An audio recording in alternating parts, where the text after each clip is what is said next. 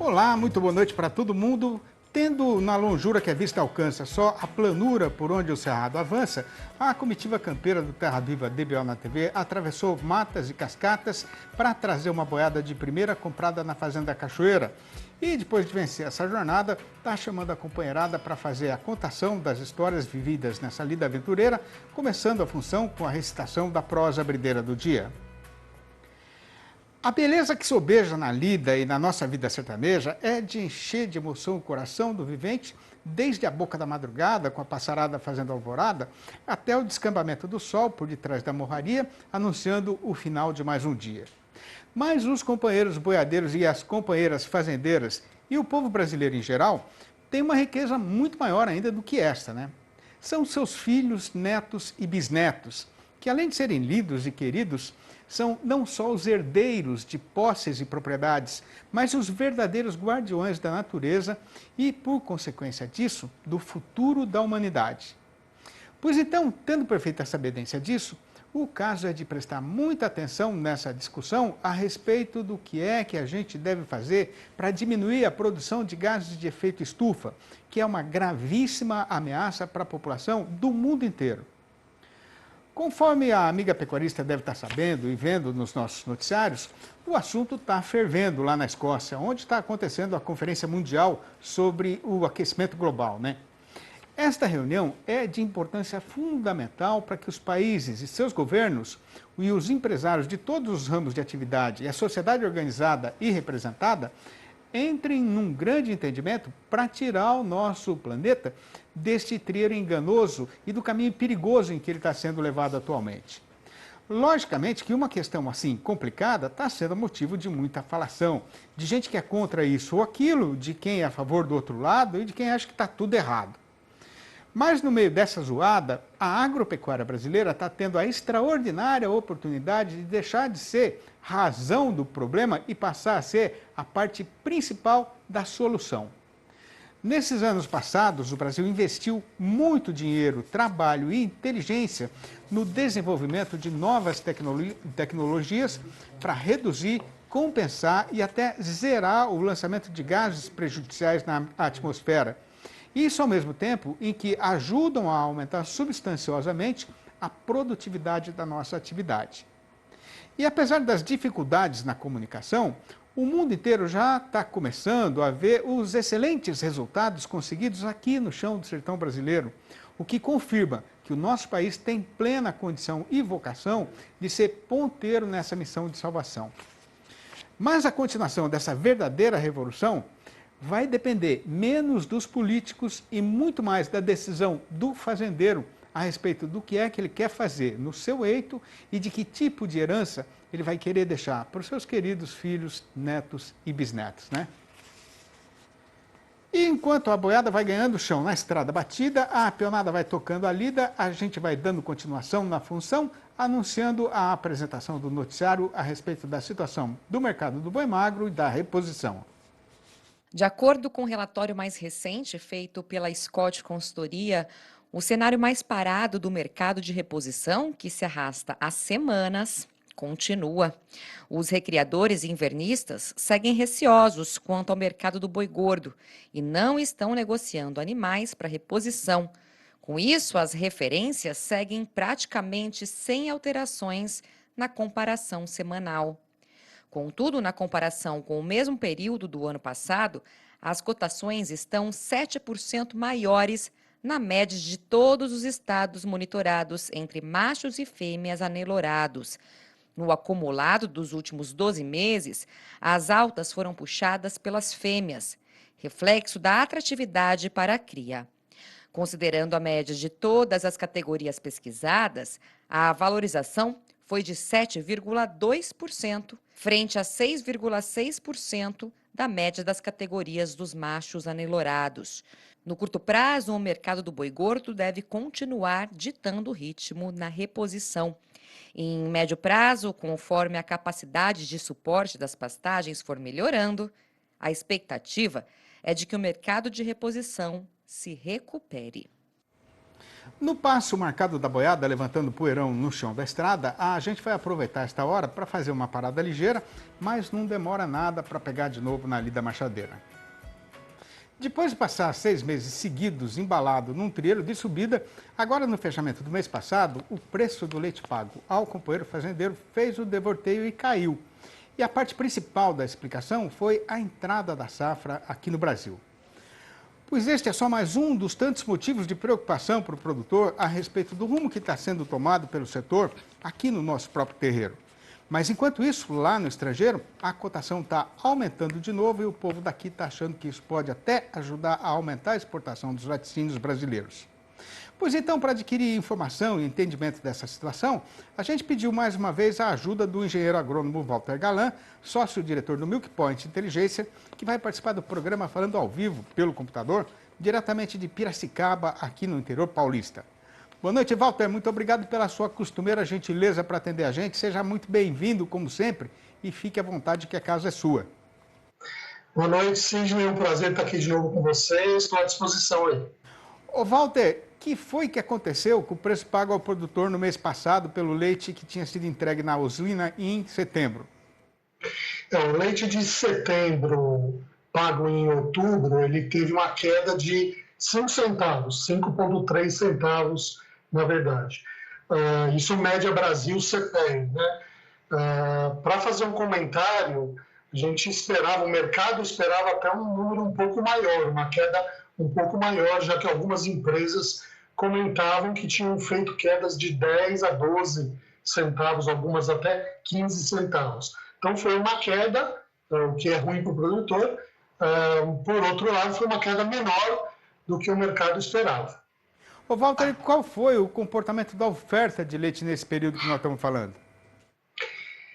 Aí a gente faz um recorte em duas análises. Sazonalmente, o leite está subindo, a produção está subindo, principalmente aqui no Sudeste e no Centro-Oeste, e caindo um pouco já no sul do país. Em relação ao ano passado,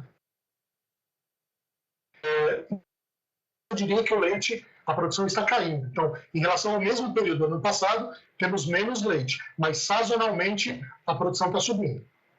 Agora, por que o crescimento da produção está sendo menor do que tinha sido no ano passado, Walter?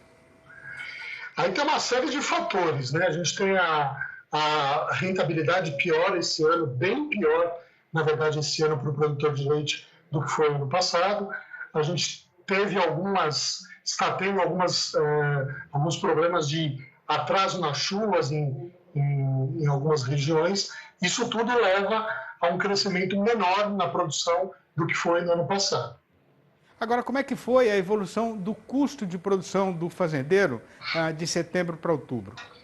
A gente acompanhando os dados da Embrapa, setembro, que é o último dado disponível, custo subiu em média 1,37%. O item que mais subiu foram os itens relacionados à qualidade do leite, quase 5%, e a alimentação concentrada ainda subindo bastante, quase 3%. Agora, as recentes quedas aí no preço do milho, Walter, tiveram serventia para desapertar um pouco a corda no pescoço do pecuarista? Com certeza, né? Com certeza o pecuarista, o produtor de leite teve uma condição um pouco melhor, eu não diria que tremendamente melhor, mas um pouco melhor de comprar milho. Entrou no mercado a segunda safra, né? Que é a principal safra de milho do país, então por isso mesmo os preços cederam, né? O que é que deve acontecer daqui para frente com a margem do fazendeiro, Walter? O produtor precisa se preparar para os próximos 2 meses, que a tendência é de queda ainda mais no preço do leite que ele recebe, uma queda mais forte agora em novembro, e talvez uma queda menos forte, mas ainda queda em dezembro, e isso vai trazer para baixo a rentabilidade dele pelo menos nesses 2 meses. Acreditamos que a partir de janeiro a gente comece um ano eleitoral, um novo ano, a gente comece a ter alguma recuperação no mercado e de preços. E a situação do laticínio, Walter, será que a indústria vai conseguir reequilibrar aí o custo da sua matéria-prima com o preço final dos derivados lá na geladeira do supermercado?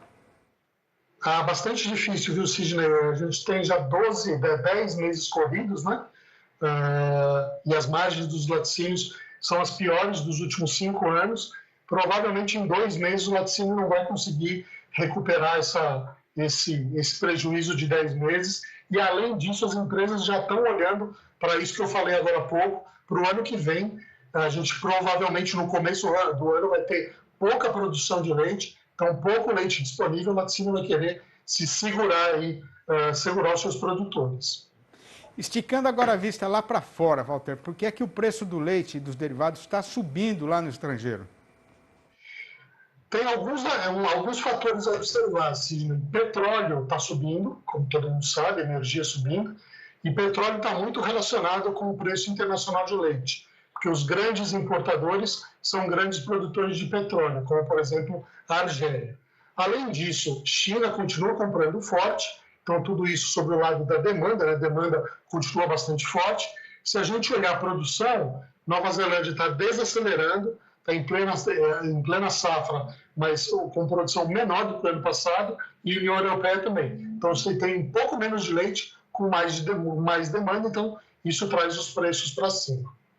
Ô Walter, agora o valor atual do leite lá no estrangeiro, né, é uma garantia de que não vai ter concorrência forte aí com o produto importado aqui no nosso próprio terreiro? Eu diria que quase certeza que sim, viu, Sidney? Porque a taxa de câmbio é elevada, os preços internacionais estão elevados. E, além disso, a gente conversa bastante com o pessoal na Argentina e no Uruguai. Eles já não têm disponibilidade para esse ano de leite, só o ano que vem, e a partir só de fevereiro do ano que vem. Então, provavelmente, a gente vai ver não vai ver uma subida de importações como a gente poderia pensar que acontecesse. E como essa é uma estrada de duas mãos, com esse dólar de hoje e com a alta do preço no mercado internacional, dá para apostar num crescimento mais substancioso das nossas exportações de leite e derivados? Eu acho que sim, a gente já sabe de algumas empresas que já estão fazendo negócio. Eu falei da Argélia lá atrás, a Argélia já comprou leite de algumas empresas produtoras de leite em pó aqui do nosso mercado. Não vai ser algum volume grande para resolver todo o nosso problema, mas provavelmente a gente vai ter alguns volumes saindo do mercado que pode ajudar um pouco a sustentação dos preços e dar um alento aí para o nosso mercado, que esse ano tem sido tão difícil para produtores e também para a indústria. Pois é, tomara, né, Walter, que dê aí algum alívio aí, tanto para o fazendeiro quanto para a indústria, né? Então, eu queria agradecer demais a sua participação mais uma vez aqui no programa, né? Você que é quase sócio aqui no nosso rancho. Muito obrigado, viu, Walter? Um abração para você e um abraço para toda a turma aí do Milk Point. Obrigado, Sidney. Um abraço a todos e estamos à disposição aqui. Um grande abraço, boa noite. Boa noite, obrigado. Com o tempo correndo mais ligeiro do que o cavalo rei dos parelheiros, o ponteiro da comitiva já está na porteira da ramada e o caso então é de parar e esperar a culatra chegar. É um minutinho só, aguarde. Estamos de volta e no recomeço da função eu peço agora a atenção de todo mundo que está aí na frente da televisão para a apresentação da nossa Conversa Leilão.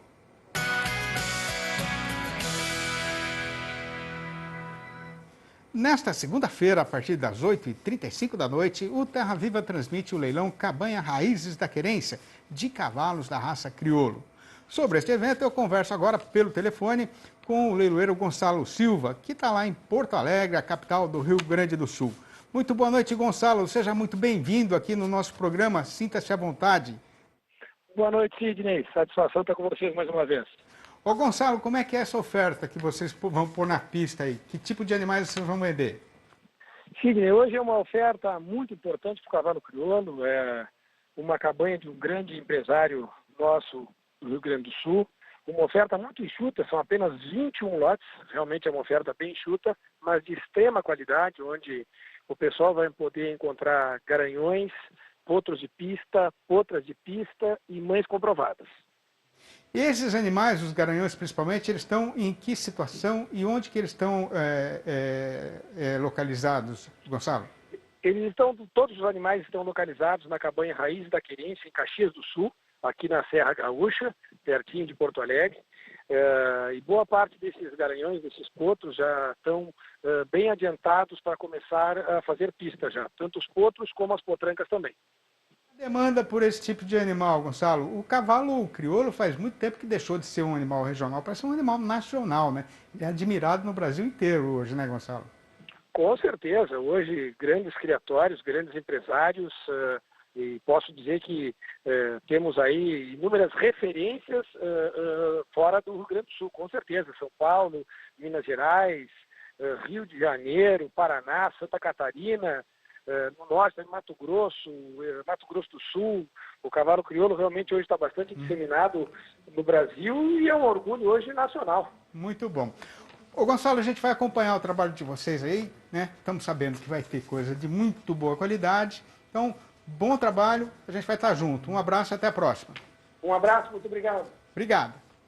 Aproveitando a calma que sobeja nessa fonte que rumoreja na beira da estrada, a comitiva vai fazer aqui mais uma parada ligeira para descansar a boiada, mas já ficam o amigo e a amiga avisados de que o assunto que será tratado quando a lida marchadeira for retomada é o mercado do boi gordo, que será anunciado agora com a seguinte manchete chamadeira. Cansada de esperar a reabertura da China para a carne bovina brasileira, a nossa praça boiadeira fez o devorteio e embicou outra vez na subida da ribanceira. É um minutinho só, aguarde. Para não deixar ninguém arriscado de ser enganado pela falação que tomou conta do mercado, a gente muda agora o carretão de direção para contar o que aconteceu e o fato que se deu com o boi gordo e a sua cotação.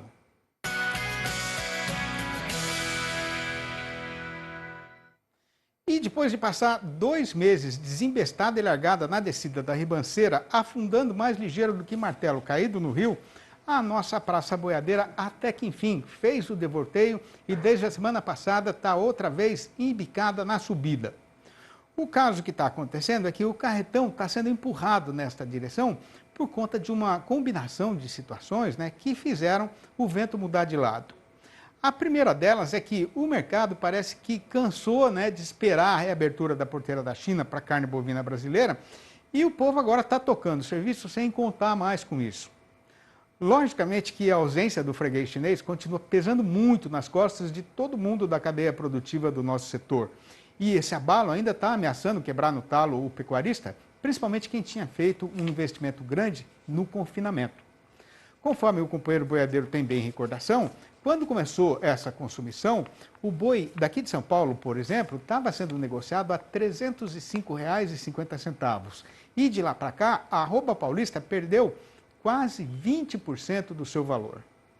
Além disso, depois de um aumento extraordinário e inédito na estação de outubro, restabeleceu a nova idade, com o faturamento e o volume embarcado daqui lá para o estrangeiro caindo simplesmente pela metade.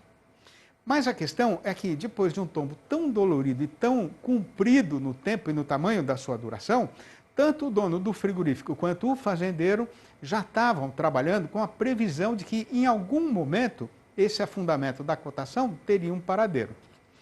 Pois então, o que fez esta hora chegar foi, primeiramente, o avançamento do calendário e a virada de mês, que ainda veio com feriado emendado, e a chegada do período de pagamento do salário ao trabalhador empregado, o que aumentou o movimento e ajudou a diminuir a solidão do açougueiro dentro do seu estabelecimento. E para completar essa conjuminação, o estoque de gado terminado no confinamento começou a encurtar. E o resultado foi que, sem ter mais tanta folga no abastecimento, o comprador foi obrigado a parar de fazer a relia com o preço da mercadoria. Esticando agora a vista um pouco mais para frente, a gente lembra que, naturalmente, não vai demorar para a oferta do coxo chegar ao fim. Mas como a invernada mal começou a se recuperar, não vai ser assim tão já que a boiada de capim vai chegar. Já a respeito da demanda aqui no nosso próprio terreiro, é do conhecimento do amigo pecuarista que novembro e dezembro são os melhores meses do ano para o comércio varejista de carne no Brasil. E isso não deve mudar agora, apesar do estrago feito pela pandemia na nossa economia. Juntando tudo, no balanço do dia da Scott Consultoria, a semana começou com o registro de mudanças nas cotações em 7 das 32 regiões pesquisadas no país inteiro. E repare o companheiro que em 5 dessas praças a arroba subiu e só em 2 ela caiu. Mais uma vez, a lista das arribadas foi comandada por Barretos de Araçatuba, aqui no estado de São Paulo, onde o boi avançou para R$ 263 a prazo e livre do fundo rural. O Triângulo Mineiro foi no mesmo trieiro e está trabalhando agora com o macho a R$ 248. No sul do Goiás, a alta foi geral, com o boi indo para R$ 240,50 e a vaca para R$ 230,50. A segunda-feira também foi subideira no noroeste do Paraná, onde o macho melhorou para R$ 279,50. Já no Acre, a situação ainda está muito complicada para o lado do fazendeiro, sendo que o boi foi derrubado para R$ 256,00 e a vaca para R$ 246,50. E no sudeste da Rondônia, o boi voltou para R$ 252,00. Na roda do angiqueiro mais copado e altaneiro, eu parei o carro de boi em horas morredeiras do dia e arriei tralhas e cangalhas para armar a rancharia e fazer pouso. Mas gostei dessa ribeira e fui ficando. Me acertei com o dono ainda lá naquele tempo de antanho e comprei uma data de bom tamanho para fazer uma roça e um ranchinho. Comecei na lida sozinho e quando eu vi, estava rodeado de vizinhos. E dali para frente a gente criou uma juntidade que até hoje sustenta a nossa vida e a nossa amizade. Esta trovinha que eu fiz em homenagem ao sertão de antigamente também faz parte do meu novo livro, o mais recente, o Versinhos de Caipira, Inteirou os Quatro, que já está sendo recitado e cantado nas rodas boiadeiras e violeiras do Brasil inteiro. Se o companheiro quiser saber como proceder para adquirir um exemplar ou a coleção inteira, que agora tem este e mais 3 outros volumes, pode ligar diretamente para mim no meu telefone particular, que é o 11 98 224 1807, ou mandar um e-mail para sidneymaschio@uol.com.br ou ainda me procurar lá no Facebook.